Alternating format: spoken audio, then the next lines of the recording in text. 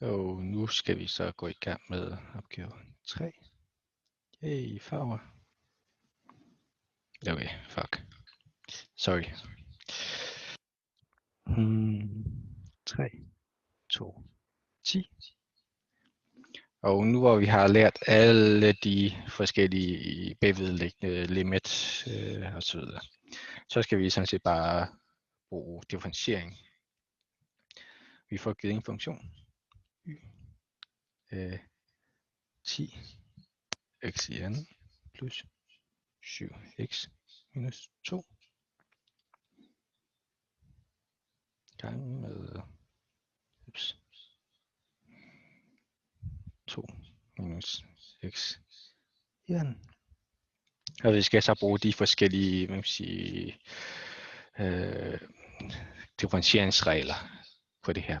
Så for det første, vi kan bruge produktreglen, siden vi har en produkt af 2 ligninger. Så vi har y-mærke.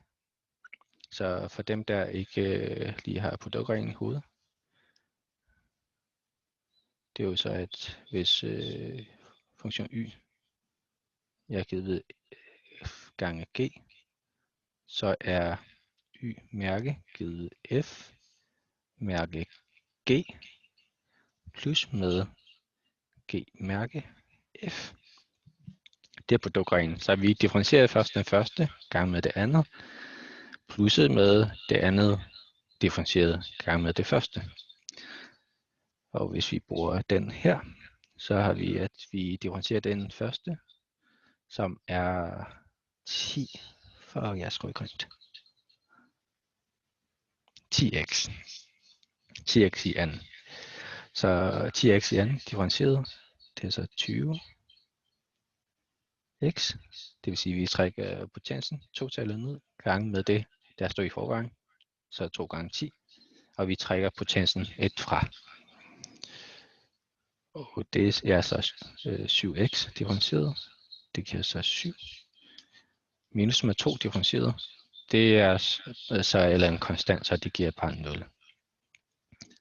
Det her gange med 2 minus x i anden. Og så det andet led, som er 2 minus x i anden.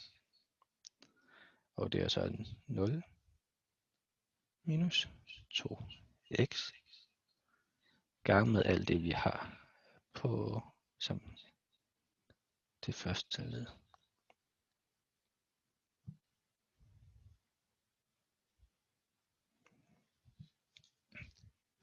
Sådan så godt. Og hvis man regner det hele ud, det vil sige bare her, så det er bare 0, det vil sige minus 2 gange med alt det her,